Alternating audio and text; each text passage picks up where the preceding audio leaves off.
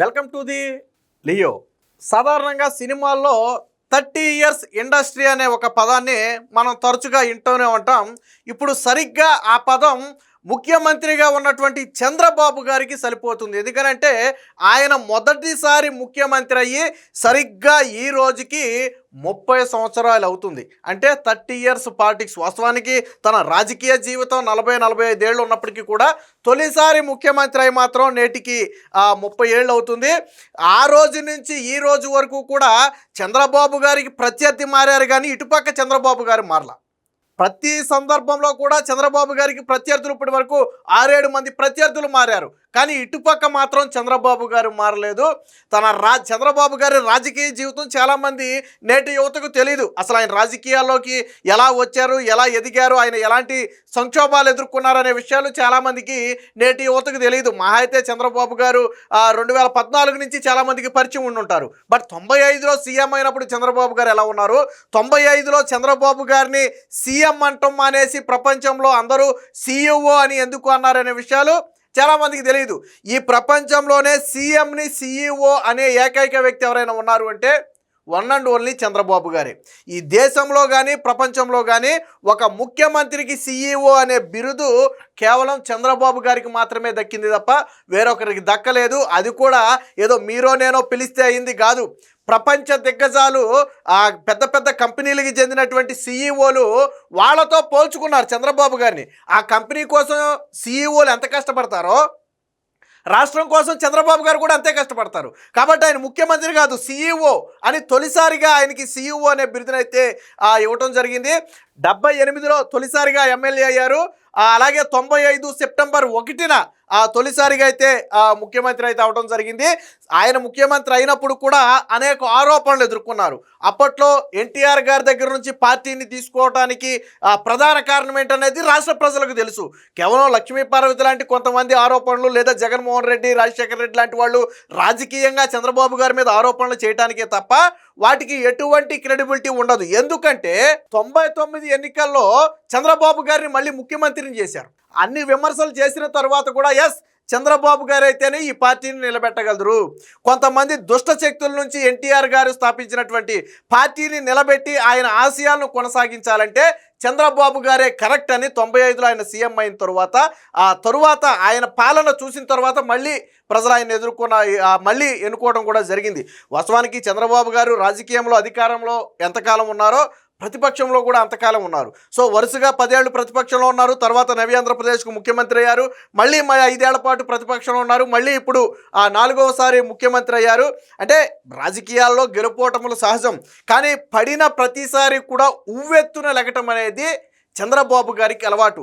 చాలా సందర్భాల్లో చంద్రబాబు గారి పని అయిపోయింది, రాజకీయంగా ఇక చంద్రబాబు గారు కోలుకునే పరిస్థితి లేదు, తెలుగుదేశం పార్టీ అయిపోయింది, ఇక దాన్ని మూసేయటం తప్ప గత్యంతరం లేదని రాజకీయ మేధావులుగా చెప్పుకునే చాలామంది భావించారు. కానీ అలాంటి సందర్భాల్లో కూడా మీ అంచనాలు తప్పు, ఇక్కడ ఉన్నది చంద్రబాబు నాయుడు అని చెప్పి పార్టీని నిలబెట్టి చూపించారు. మీకు ఎక్కడో పాత ఉదాహరణలు అక్కర్లేదు. 2019-24 మధ్య తెలుగుదేశం పార్టీ పరిస్థితి ఎంత దారుణమైన పరిస్థితి. రాష్ట్రంలో చంద్రబాబు గారిని కానీ టీడీపీ నాయకులను కానీ ఏ స్థాయిలో ఇబ్బంది పెట్టారో మీ అందరికీ తెలుసు. ఆ రోజు కూడా జగన్మోహన్ రెడ్డి లక్ష్యం ఒకటే, తెలుగుదేశం పార్టీని పూర్తిగా డిస్ట్రాయ్ చేయాలి. తెలుగుదేశం పార్టీ అనేది పూర్తిగా సమాధి అయిపోవాలి, ఎదురు అనేది ఉండకూడదు. ఇది జగన్మోహన్ రెడ్డి భావించింది. నాకు 151 సీట్లు వచ్చాయి అంటే ప్రజలు నన్ను భారీ మెజార్టీతో గెలిపించారు, కాబట్టి ఇక చంద్రబాబు 10-15 ఏళ్ల పాటు కోలుకునే పరిస్థితి లేదు, ఆ తర్వాత తెలుగుదేశం పార్టీ ఉండే పరిస్థితి అంతకంటే లేదు. పైగా చంద్రబాబు గారికి వయసు పైబడింది కాబట్టి ఇక పార్టీని ఆయన నడపలేడనే భావన జగన్మోహన్ రెడ్డిలో ఉండేది. అందుకనే ముసలోడు అని మాట్లాడతాడు జగన్మోహన్ రెడ్డి, ఆయన ఏదో పొడిచోడనట్టు. కానీ చంద్రబాబు గారి వ్యూహరచన ఎలా ఉంటుందనేది పిల్లకాకేం తెలుసు, ఉండేది దెబ్బ అని చెప్పి రాజశేఖర రెడ్డిని అడిగితే చెప్తారు. చంద్రబాబు గారి వ్యూహరచన ఎలా ఉంటుంది, చంద్రబాబు గారి దెబ్బ ఎలా ఉంటుంది అనేది రాజశేఖర రెడ్డిని అడిగితే చెప్తారు. సరే, రాజశేఖర రెడ్డి ముఖ్యమంత్రి అయినప్పటికీ కూడా చంద్రబాబు గారు ఎంత బలవంతుడో రాజకీయాల్లో అలాంటి నీ తండ్రి లాంటి వాళ్ళని అడిగితే చెప్తారు. జగన్మోహన్ రెడ్డికి తెలియదు పాపం. కానీ మొన్న 2019-24 తర్వాత మొన్న జరిగిన ఎన్నికల్లో జగన్మోహన్ రెడ్డి పరిస్థితి ఏంటి? మరి ఈరోజు ఏ పరిస్థితిలో ఉన్నటువంటి తెలుగుదేశం పార్టీ ఏ పరిస్థితిలోకి వచ్చింది? ఇప్పుడు జగన్మోహన్ రెడ్డి పార్టీ లేదనే పరిస్థితికి వచ్చింది. ఈవెన్ జగన్మోహన్ రెడ్డికి ప్రతిపక్ష హోదా కూడా రాలేదు అంటే అది చంద్రబాబు గారు కొట్టిన దెబ్బ. సో రాజకీయాల్లో అపర చాణక్యుడు అనే బిరుదు చంద్రబాబు గారికి ఉంది. కాకపోతే చంద్రబాబు గారికి ఉన్న మైనస్ ఏంటంటే ఆయన అధికారంలో ఉన్నప్పుడు పార్టీని నిర్లక్ష్యం చేస్తారనే ఒక బలమైన వాదన అయితే ఉంది. 2019లో ఓడిపోయిన తర్వాత ఒప్పుకున్నారు. చంద్రబాబు గారు 2019లో ఓడిపోయిన తర్వాత నేను ఆంధ్రప్రదేశ్ని డెవలప్ చేయాలనే ఉద్దేశంతో అమరావతి, పోలవరం లాంటి కీలక ప్రాజెక్టుల మీద దృష్టి పెట్టి పార్టీని కొద్దిగా అశ్రద్ధ చేశాను, కార్యకర్తలను కొద్దిగా అశ్రద్ధ చేశాను, ఆ మాట వాస్తవం అని చెప్పి స్వయంగా చంద్రబాబు గారు ఒప్పుకున్నారు. ఆ తర్వాత ఆ బాధ్యతను నారా లోకేష్ గారు భుజానికి ఎత్తుకున్నారు. 2019 తర్వాత పూర్తిగా కార్యకర్తల బాధ్యతను నారా లోకేష్ గారు తీసుకున్నారు. అంతకుముందు నారా లోకేష్ గారి మీద కూడా చాలామందికి పెద్దగా నమ్మకం ఉండేది కాదు. ఈయన పార్టీని నలపగలరా, చంద్రబాబు గారు అంత సమర్థవంతంగా పనిచేయగలడా అనే అనుమానాలు ఉండేవి. బట్ ఈరోజు నారా లోకేష్ గారు, చంద్రబాబు గారు లేకపోతే తెలుగుదేశం పార్టీ లేదనే స్థాయికి ఈరోజు నారా లోకేష్ గారు ఎదిగారు. ఎక్కడైతే ఓడిపోయారో అక్కడే భారీ మెజార్టీతో గెలిచారు. ఈరోజు ఆ వైసీపీ నాయకులందరూ చంద్రబాబు గారి పేరు కంటే నారా లోకేష్ పేరే ఎక్కువ తెలుస్తున్నారంటే తెలిసే విధంగా నారా లోకేష్ చేశాడు. సో ఇక చంద్రబాబు గారి సంక్షేమం కూడా వాస్తవానికి హైటెక్ సిటీ, మనం పదే ఇనే మాట ఏంటంటే హైటెక్ సిటీ.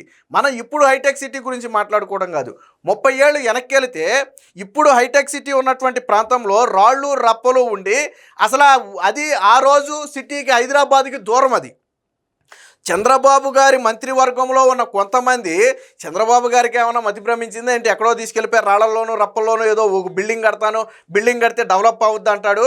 ఊరంతా ఇది కదా, సిటీ అంతా ఇది కదా, ఎందుకు అంత దూరంగా వెళ్ళి రాళ్లలో రప్పల్లో కట్టాల్సిన అవసరం ఏంటి, అసలు సిటీ అక్కడ దాకా ఎందుకు ఎక్స్టెండ్ అవుద్ది, ఆ రోజుల్లో 40-50 కిలోమీటర్లు అది ఎందుకు ఎక్స్టెండ్ అవుద్దని చంద్రబాబు గారి మంత్రివర్గంలో ఉన్న వాళ్ళే గుసగుసలాడుకుని నవ్వుకున్నటువంటి పరిస్థితి.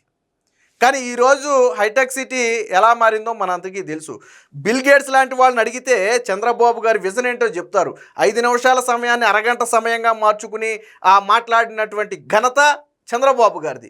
సో ఎందుకు సీఈఓ అన్నారంటే ఒక కంపెనీకి సీఈఓ ఎలా పనిచేస్తారో రాష్ట్రానికి ఆయన ఆ విధంగా పనిచేశారు. ఇక చంద్రబాబు గారు రాజకీయాల్లోకి రావటానికంటే ముందే ఆయన విద్యార్థి నాయకుడు. ఎందుకు ఆయనలో బలమైన నాయకత్వ లక్షణాలు ఉన్నాయంటే ఆయన విద్యార్థి దశ నుంచే నాయకత్వ లక్షణాలు ఉన్నాయి. సో అవే రాజకీయాల్లో బలంగా పునాదులు వేశారు. రెండోది, చంద్రబాబు గారు సహజ సిద్ధాంతాలకు వ్యతిరేకంగా ఎప్పుడు వెళ్ళరు. చూడండి, ఆయన స్టైల్ కానీ, ఆయన మాట కానీ, ఆయన కట్టే బట్ట కానీ, ఆయన నడవడిక కానీ ఏ రోజు మారలా. ఏ రోజు ఈ 40-45 ఏళ్ల రాజకీయ జీవితంలో చంద్రబాబు గారు ఏ రోజు కూడా మాట తోలలా. చివరికి జగన్మోహన్ రెడ్డి కూడా 2-3 సందర్భాల్లో నన్ను తిట్టారు అని బూతులు మాట్లాడాడు తప్ప చంద్రబాబు గారి 40 ఏళ్ల రాజకీయ జీవితంలో ఏ రోజు ఒక్కసారి కూడా మాట తోలలేదు. అది ఆయన రాజకీయ నిబద్ధతకు నిదర్శనం.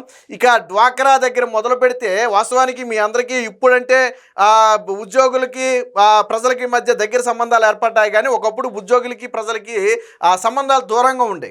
ప్రజల వద్దకే పాలన అని చెప్పి అధికారులనే ప్రజల వద్దకు పంపి వాళ్ళ సమస్యలేంటో పరిష్కరించాలని చెప్పి చంద్రబాబు గారు ఒక వినూత్న కార్యక్రమాన్ని చేపడితే ఈ రోజుకి స్టిల్ అదే కొనసాగుతుంది. ప్రజల వద్దకే పాలన కావచ్చు, లేదా జన్మభూమి. సో ఇతర దేశాల్లో సెటిల్ అయిన ప్రవాసాంధ్రులు ఎవరైతే ఉన్నారో వాళ్ళందరూ కూడా కన్నతల్లి రుణం తీర్చుకోవాలనే ఉద్దేశంతో చంద్రబాబు గారి పిలుపు మేరకు కదిలొచ్చి చాలామంది చాలా రకాలుగా దాత సహాయం చేశారు. సో ఈ రోజుకి దాని ప్రభావం ఉంది. మీకు తెలుగు రాష్ట్రాల్లో తెలుగు గడ్డ మీద అతి పిన్న వయసులో ముఖ్యమంత్రి అయిన వ్యక్తి కూడా చంద్రబాబు గారే. ఇక డ్వాక్రా మహిళ దగ్గర మొదలు పెడితే, వెలుగు దగ్గర మొదలు పెడితే, దీపం దగ్గర మొదలు పెడితే ఇవన్నీ కూడా కింది స్థాయి సాధారణ ప్రజల కోసం చంద్రబాబు గారు ప్రవేశపెట్టిన కార్యక్రమాలు. మనం ఇప్పుడు మాట్లాడుకున్నంత టెక్నాలజీ ఆ రోజుల్లో లేదు. అయినప్పటికీ కూడా చంద్రబాబు గారు ప్రజల కష్టాలను దగ్గర నుంచి చూసి ఇంకుడు గుర్తలంటే గతంలో నవ్వారు.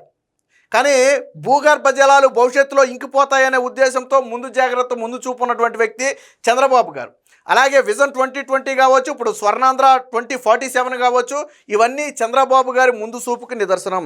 అంటే ఎక్కడో ఒక మారుమూల పల్లెటూరులో పుట్టి ఒక విద్యార్థి నాయకుడిగా తన జీవితాన్ని ప్రారంభించి ఈరోజు దేశంలో రాష్ట్రపతి, ప్రధానమంత్రిని కూడా శాసించే స్థాయికి చంద్రబాబు ఎదిగారు. ఆయన మద్దతు ఇచ్చిన వాళ్ళు ప్రధానమంత్రి. ఆయన ఎవరి పేరు ప్రపోజ్ చేస్తే వాళ్ళు రాష్ట్రపతి. అబ్దుల్ కలాంని ప్రపోజ్ చేసింది చంద్రబాబు గారే. ఎవరు అవునన్నా కాదన్నా ఇది వాస్తవం. ఆ రోజు అద్వానీ గారికి సపోర్ట్ ఇచ్చి పార్టీని నిలబెట్టించింది చంద్రబాబు గారే. ఈరోజు ఎన్డీఏలో కీలకంగా ఉండి నరేంద్ర మోదీ గారికి దగ్గరగా ఉండి ఆయన ఆ ప్రధానమంత్రి అవతంలో కీలక పాత్ర వహించింది కూడా చంద్రబాబు గారే. నరేంద్ర మోదీ గారికి మెజార్టీ ఉండుండొచ్చు, బట్ టీడీపీ మెజార్టీ తీసేస్తే ఆయన దినదినగండం 100 ఏళ్ళ ఆయుష్. సో అలాంటి సమయంలో కూడా బలమైన మద్దతు ఇచ్చారు.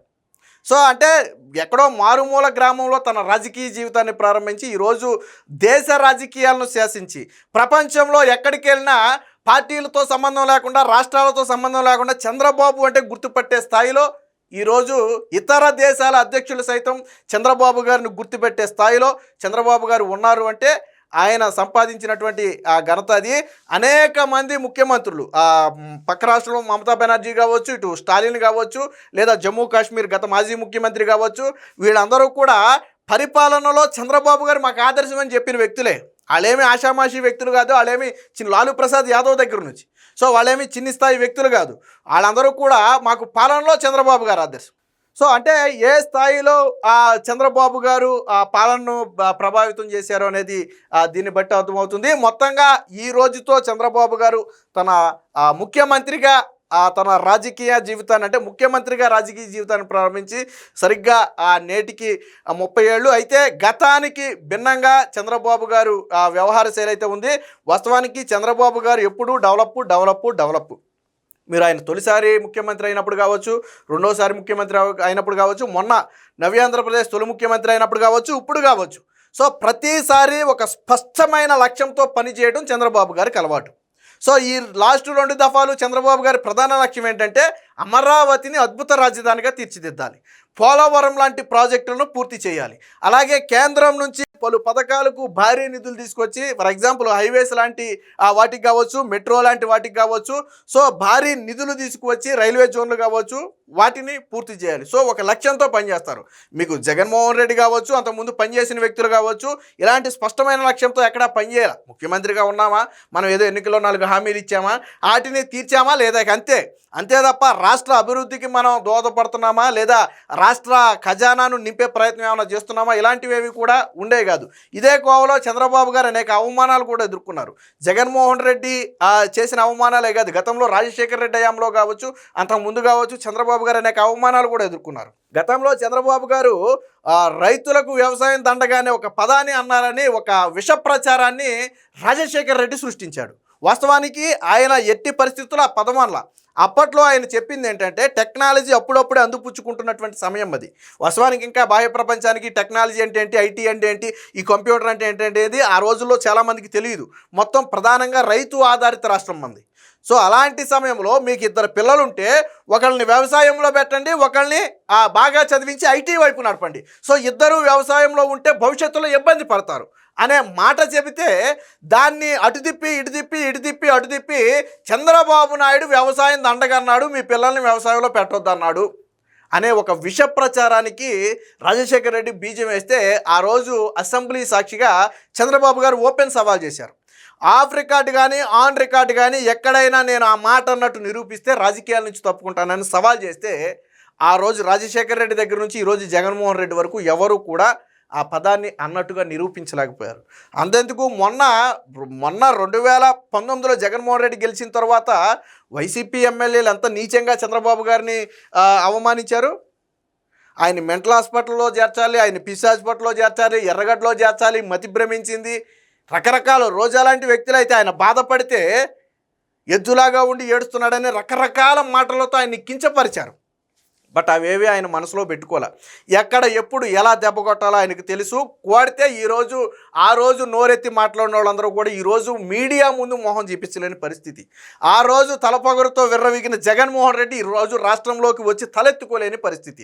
చివరికి ప్రతిపక్ష హోదా కూడా లేక అసెంబ్లీలో అడుగు పెట్టడానికి నామూషీగా ఉండి బెంగళూరు ప్యాలెస్లో పడుకున్నాడు. అది చంద్రబాబు గారు రాజకీయ చాణక్యతతో కొట్టిన దెబ్బ. ఏది ఏమైనా మొత్తంగా చంద్రబాబు గారు 30 ఏళ్ళు అయితే ముఖ్యమంత్రి అయి తొలిసారి అయితే 30 ఏళ్ళు అయింది. మరింత కొంతకాలం ఇప్పుడే కాదు, తర్వాత రాబోయే 2029 ఎన్నికల్లో కూడా ఖచ్చితంగా చంద్రబాబు గారే ముఖ్యమంత్రి అవుతారు. ఎందుకంటే కూటమి ప్రభుత్వం బలంగా ఉంది, చంద్రబాబు గారి పాలన పట్ల ప్రజలు సంతృప్తితో ఉన్నారు.